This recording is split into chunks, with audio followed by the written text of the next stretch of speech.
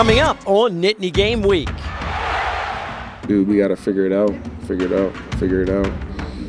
Just haven't been able to. An improbable losing streak reaches 6 games. The opportunity that evades the Nittany Lions after the last-minute touchdown by the Hoosiers.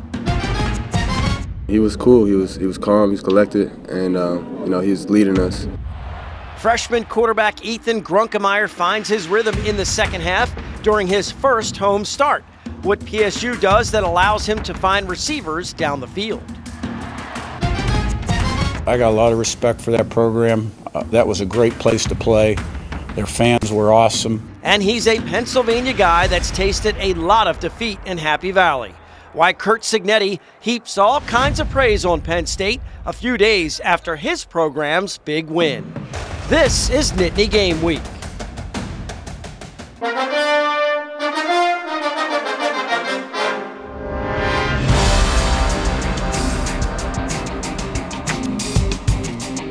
Hello, everyone, and welcome to Nittany Game Week. I'm Todd Sadowski alongside former Nittany Lions coaches Jay Paterno and Tom Bradley.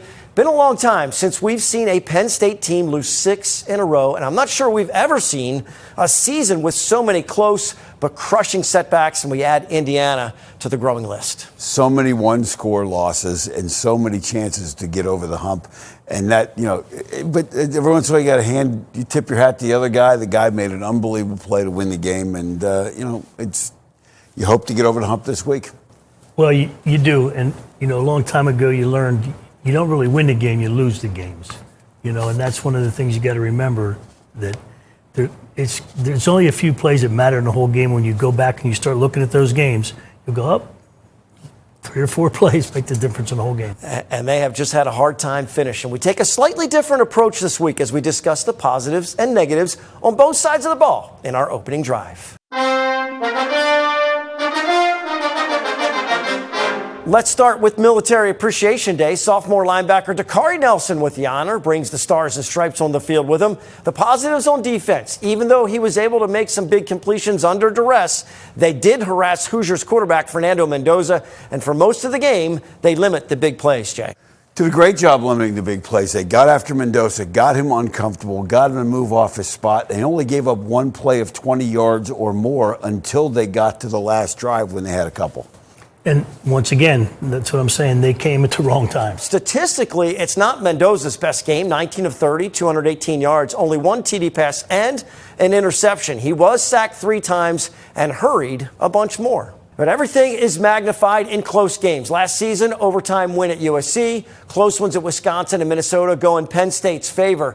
It's just not happening in 2025. The Nittany Lions had the second-ranked team in the country, wobbly and on the ropes. Once again, the defense cannot deliver the knockout. Yeah, if this was a bullpen, you'd want to overhaul, because if you look in the fourth quarter of these games, they had the lead against Oregon in overtime. They gave that up. They had the lead against Northwestern in the fourth quarter, 11 plays, 75-yard drive. Iowa, Indiana, both had a chance to close those games out with the defense and could not get it done. Incredibly entertaining games to any college football fan not emotionally invested. For PSU players, coaches, and fans that are invested, it's incredibly frustrating. The smallest details matter, Tom, in these kinds of games. A veteran team is making some costly mistakes. Start at the Indiana touchdown drive, sack on the first play, and instead of getting back and setting up, they spend some extra time celebrating. Indiana rushes to the line, 2nd and long, some of the defense out of position. It's not the reason they lose, but an example of losing focus. You got to take care of the small things. There's the old saying, it's told you take care of the little things and the big things take care of themselves. And you don't have time. You do your celebrating in the locker room after the game. Well, the guys continue to fight hard, and in this instance, you have to give credit to Indiana for making the plays when they had to have them. We're going to show you 2 views of the game-winning score. Behind Fernando Mendoza as he is pressured, throws it up. Omar Cooper with the grab. And then we'll show it from the end zone as the ref is right there and signals for the touchdown. It is just more heartbreak for the blue and white. I've been there since our first loss, and then it just stacked on. Yeah, I don't know. I don't know the solution. Obviously, the team, we can't figure it out. I'm not sure. But like you said, we've been close, but we just haven't been able to finish. So, yes, I've definitely been in that mindset of like, dude, we got to figure it out. Just haven't been able to. Well, every defeat is hard to digest. This was their last chance at taking out a highly ranked opponent. On the offensive side of the ball, they really rallied to score 17 points to get the lead in the second half. Off a turnover helped, but they were good on third down conversions. Been one of their better games for big plays with 6 plays of 20 yards or more. The third downs were manageable, under 6 yards average on third down. Did a great job, Tom, in managing those situations. Yeah, they did everything they did to win the game, and they just didn't make it happen. Once again, you go to any game that's a close game, there's going to be 1 or 2 plays that make the difference. That's what it was on this one. Some of the big plays you mentioned happened in the passing game. Coach Smith has been adamant that they need to throw the ball vertically, Jay, and Ethan Grunkemeyer was able to connect down the field. Well, having watched Terry's offenses when he was at Gateway, he likes to throw the ball down the field early and often, but they did some really good things with Grunkemeyer. You saw him evolve and get better as the game went on, and they were able to attack some areas. We're going to talk more specifically about that in the scouting report. But Trevor Pena finishes with 99 receiving yards on 6 catches, over 15 yards a completion. Ethan Grunkemeyer completes 22 of 31 for 219 against one of the top defenses in the country. Grunk played really good today. He was hitting throws and taking what was given to him, and making plays. And once we get rolling, it's hard to stop. So it was cool. He was calm. He was collected, and he was leading us. And we had trust in him, faith in him. So, we stood behind him, and he did the best he could. The Grunkemeyer is growing up fast with 3 consecutive starts against ranked opponents, including the number 1 and 2 teams in the country in back-to-back weeks. Now, if you look at the team totals, remarkably similar offensive numbers for Penn State, Indiana. The difference comes in the final few minutes of the game. Nittany Lions could not kill all of the clock when they had the lead or come up with a game-tying field goal in the final minute when they trailed. It's nice to see Nick Singleton with that 59-yard burst. Other than that, the run game is inconsistent, pass protection somewhat leaky, and obvious passing situations, and of course, 2 turnovers that lead to 10 points for the Hoosiers. No question. Indiana came in plus 12 in turnover margin, and they got 10 points off that, which ends up being the difference in the game, and ultimately adds up to that 6th consecutive loss. Yeah, it gets that 6 losses in a row. Coach Smith wondering when his team is going to catch a good break and finally put an end to this slide. We're all wanting the plays to go our way. We're talking blades of grass, right? Back to the Oregon game, and we're just trying to create, maybe we get the call for the blade of grass. Just trying to make sure my guys know I'm fighting every way of the storm for them guys, and, just trying to turn the tide. Very close to getting a top 5 win in only his 3rd game as the interim head coach. Up next, the Spartans in East Lansing, a chance to end this 6-game slide. Our coaches show us what PSU needs to do to be aware of in our scouting report. More Nittany Game Week is on the way. Nittany Game Week is brought to you by West Shore Home, official partner of Penn State football.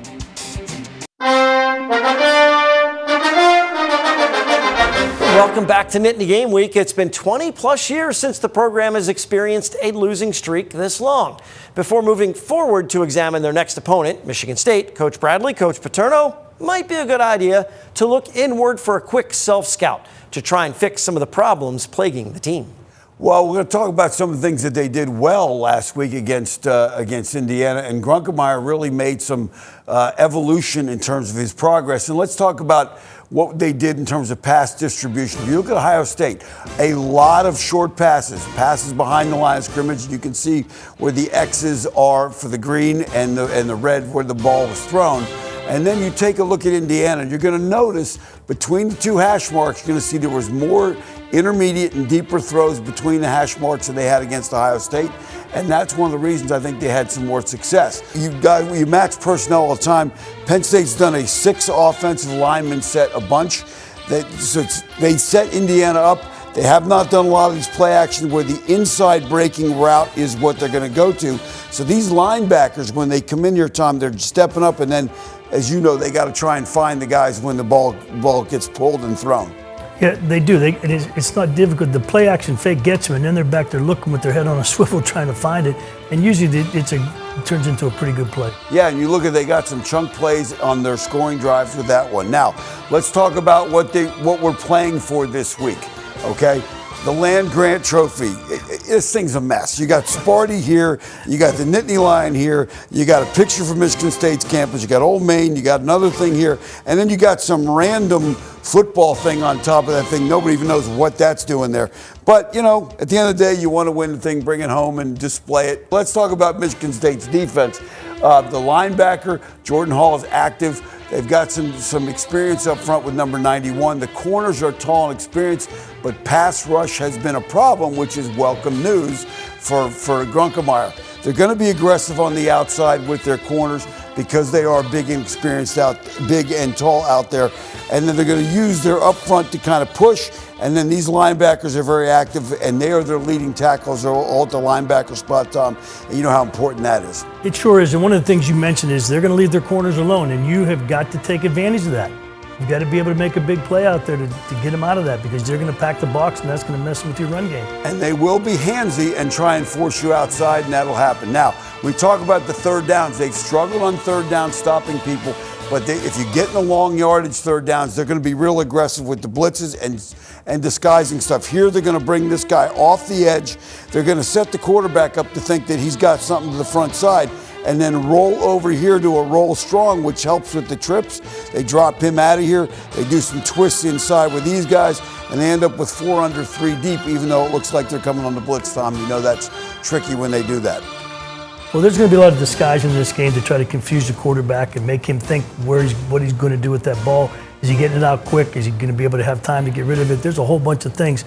They're very good at disguising those blitzes. Especially coming off an open week. Now, let's turn around and talk about them offensively. They made a change at quarterback. Number 11 is in as opposed to Aiden Childs. Nick Marsh is a big-time receiver for them. Their receiving core is very good. The tight ends are good matchup problems.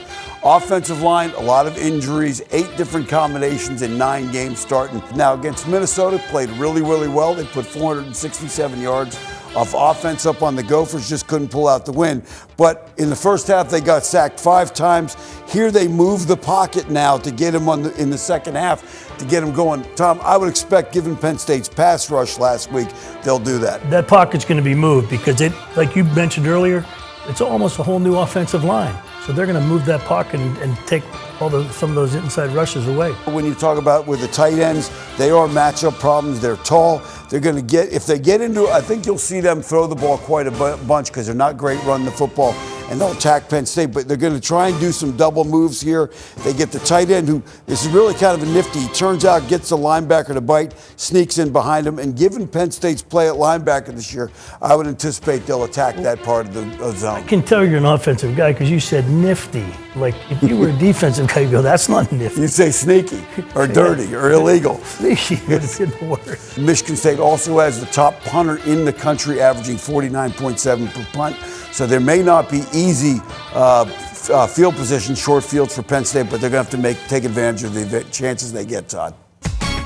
Thank you, coaches. Of course, last Saturday's win is the first ever for Indiana at Beaver Stadium, and their head coach, Curt Cignetti, is a Pennsylvania guy. He experienced plenty of defeats in Happy Valley, combined as a player at West Virginia, assistant coach with Pitt and Temple. A few days after the win, he was very complimentary of the environment and the opponent. Let me tell you, Penn State got players. I give them a lot of credit. I got a lot of respect for that program. That was a great place to play. Their fans were awesome. I mean, they had it cranked up, and we found a way to flip the switch and get the momentum back and make the plays, and meant a lot. Coach Cignetti admits he took a lot of long rides home after games from State College, and they weren't very happy ones. Now his team is undefeated at 10-0. Up next, our Impact interview with one of the leading college football writers in the country, Ralph Russo of The Athletic. We discuss how all the vacancies around the country will affect which coaches end up with which programs. Impact Interview is sponsored by the Pocono Mountains, where small-town charm meets big adventures. Book your trip today by visiting PoconoMountains.com. We are back on Nittany Game Week. It's time for our Impact interview, and our guest is one of the leading authorities in college football, longtime writer nationally for the Associated Press. You can now see his work in The Athletic and New York Times. Ralph Russo, thanks so much for joining us. We really appreciate it, man. Oh, anytime. Thank you very much. We were just discussing there's a lot to talk about these days. You know, it's the turkey hasn't even been served on Thanksgiving, and it feels like a quarter of the jobs are already open in the SEC, among other prominent openings that we are well aware of, certainly in State College. Can you recall a more volatile job market at this point in the season, Ralph? And are there any names? Of course, everybody wants to hear the names, but are there any that fans haven't really heard, or that you've kind of some rumblings that might pop up here in the next couple of weeks to a month? Yeah, it is interesting. I don't think I was talking to an AD earlier this morning, and we kind of came to the conclusion that you're either worried that you're either looking for a coach, worried that your coach might leave, or worried that if somebody else's coach leaves, then you will have to worry about your coach leaving. It is just expansive throughout all of college football, where everybody seems to be looking at the board, looking at what's available. Again, some very big jobs, starting with Penn State, LSU, Florida, and assuming that there will be a domino effect here. So once this job is filled, oh no, that would open up another big job. And I think one of the things that's also kind of interesting about this is, to a certain degree down in the SEC country, it seems like the fulcrum is Lane Kiffin at Ole Miss, and whether he might go to Florida or whether he might go to LSU. But if he doesn't, what do those schools do? And I think that is probably a similar situation now with Penn State. There's a lot of speculation about obviously Matt Rule, the relationship with Pat Kraft and Nebraska. Matt signs an extension with Nebraska, and then it's sort of like, okay, where does Penn State go now? So I think that there is a level of expectation of what fans hope will happen with their open job, and it might not match the reality of who's available and who really wants to move at a time where a lot of schools pay big money. Well, certainly the Big Ten this year, just shifting to the on-the-field stuff, which is nice. The Big Ten has 6 quarterbacks among the top 15 rated passers in the country. Is this the deepest set of quarterbacks we've seen in the Big Ten in a while? It is pretty good, and and not just where they're ranked in terms of their college stats.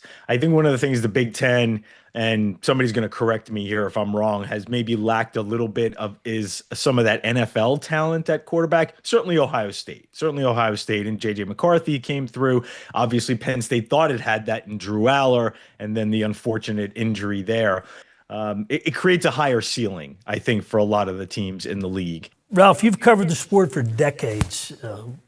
When November rolls around, what are some of the places that you always look forward to going for a game? Oh, so I'm not going to be patronizing. I'm going to sound patronizing here, but without question, Beaver Stadium in Happy Valley is always toward the top of the list when you can get a late season, frankly, anytime, really. I covered the Oregon game, the whiteout, and it was, I know it didn't work out very well for Penn State, but it is literally one of the best atmospheres in all of sports, not just college sports, but all of sports. And it's an event that I tell people who are maybe entering into the college sports space, maybe are not as familiar with college sports, that should be part of, like, if you want to get an idea of what a big football Saturday is, Happy Valley is a good place to start. Almost all of the big SEC venues are certainly thrilling. Alabama does a great job. Obviously, LSU's special as far as sort of like the blend of football and food that you get in a place like Louisiana on game day. So I could go on and on. The list is endless, really. Great insight from Ralph Russo. All of our Impact interviews can be found on our website, NittanyGameWeek.com, along with other web-exclusive content like our Nittany Connect network of businesses. Don't go anywhere. Still to come, Tom hands out his scrap metal to a guy that's been thrown into the deep end of the pool and is starting to find his rhythm. We're heading into the final minutes on Nittany Game Week. Scrap Metal is sponsored by Burke and Bradley Orthopedics, located in Pittsburgh. Burke and Bradley Orthopedics is a comprehensive sports medicine practice, providing patients with the most current and innovative approaches in diagnosis and treatment. Time to hand out this week's scrap medal. And Tom, you're going with a guy that had to be ready when his number was called. I don't usually give it to a quarterback, but the backup quarterback role is not an easy one. And for redshirt freshman Ethan Greckenmeyer, the offense falls on his shoulders as soon as senior Drew Aller was hurt against Northwestern. His first 3 starts were at Iowa at night, difficult place to play, and then in the horseshoe against the number 1 team in the country, Ohio State, another difficult place to play. His first home start was Indiana, the second-ranked team in the nation, and he rallied his team to score 17 straight points to overcome a 13-point deficit. Gronk is showing great progress and is trying to pick up his first win as a starter at Michigan State. It's trivia time. Last week's question, Penn State has won 25 of 27 previous games against Indiana. 2 of them played in NFL stadiums. Name the stadiums: the RCA Dome in 2000, FedEx Field in 2010. Our winner was Rich Rohrbach of Bellefonte, Pennsylvania. This week's question, Penn State and Michigan State established the land-grant trophy in 1993. Who was the first Michigan State coach to win the land-grant trophy game? We are bringing PSU fans and alumni together with our Nittany Connect network at NittanyGameWeek.com, partnering with businesses that support our show and letting our viewers know about their great products and professional services. Make sure to check out NittanyGameWeek.com for all of our web-exclusive content, airtimes for all of our network of stations, previous episodes and interviews, and Nittany Game Week podcast all can be found at one convenient location. That would be NittanyGameWeek.com. And while you are visiting the website, make sure to submit your tailgating and your game picks, because we always finish with some pride picks. For Jay and Tom, I'm Todd. Thanks so much for watching Nittany Game Week. We'll see you next time.